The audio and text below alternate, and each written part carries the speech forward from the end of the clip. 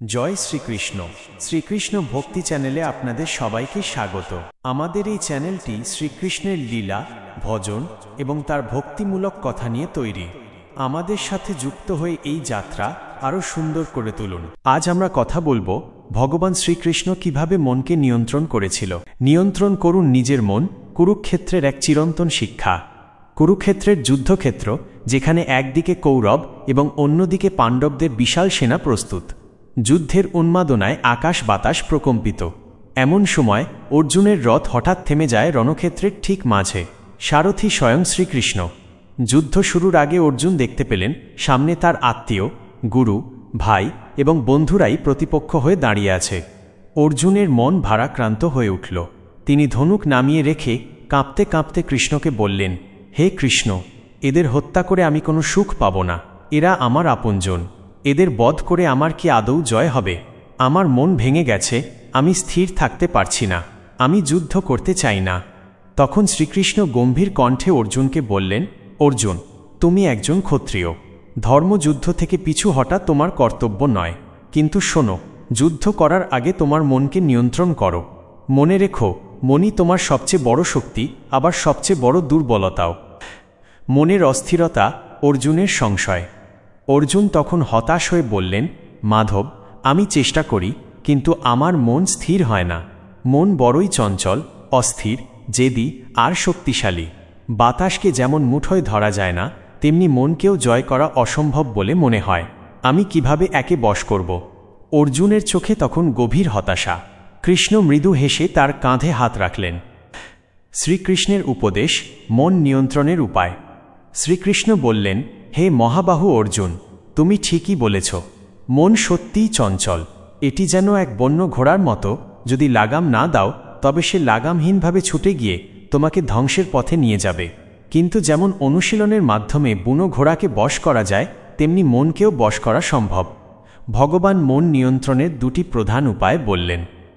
অভ্যাস, অভ্যাসা প্র্যাকটিস।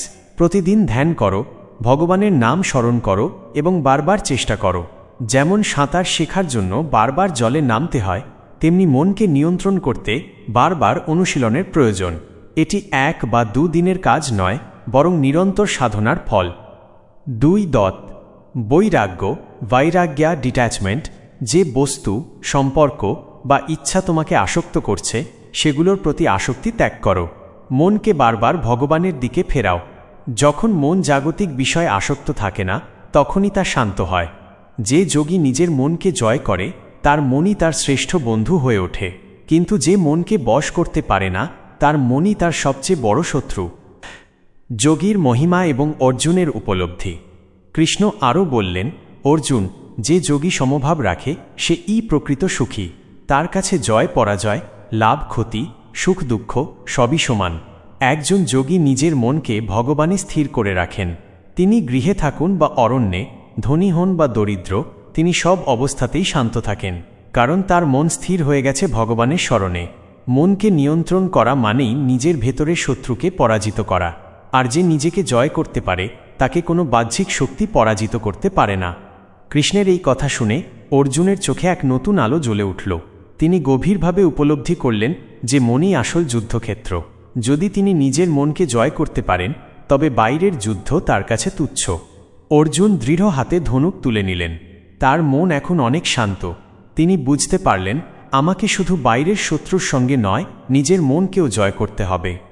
কৃষ্ণ হেসে বললেন, হে পার্থ, এখন তুমি প্রস্তুত। মনকে নিয়ন্ত্রণ করে যুদ্ধ করো।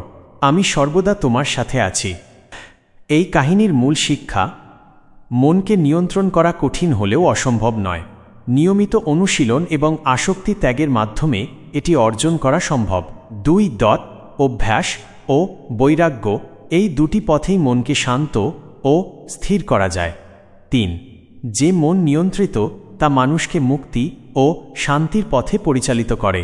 আর যে মন নিয়ন্ত্রণহীন, তা মানুষকে ধ্বংসের পথে নিয়ে যায়। ধন্যবাদ। ভিডিওটা এখানেই শেষ করছি।